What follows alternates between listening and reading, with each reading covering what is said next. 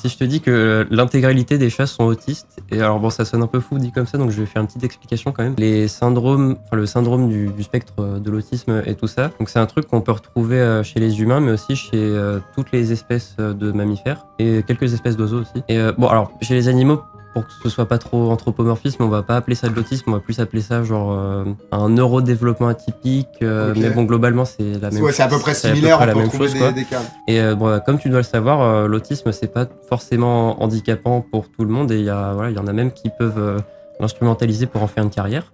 Comme tous les traits qui peuvent parfois être un peu avantageux, chez certaines espèces, ça leur permet de survivre un peu mieux, tu vois, d'avoir des meilleures capacités pour chasser et tout ça. Et ce genre de trait, du coup, avec la sélection naturelle, ça fait que ça peut se propager dans toute une population. Et notamment, il y a beaucoup d'espèces de félins où on considère qu'ils ont une population qui est entièrement autiste, et notamment les chats.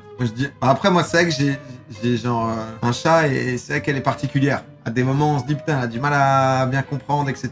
quoi. Seulement les charroux. Ah, les charroux. Putain, après, j'ai une question d'ailleurs sur les félins, j'en parle après. Beaucoup de vrais quand même. Ne pas nous avoir, guys. Ok. J'ai absolument tout inventé. Tout ce que j'ai dit était faux depuis le début.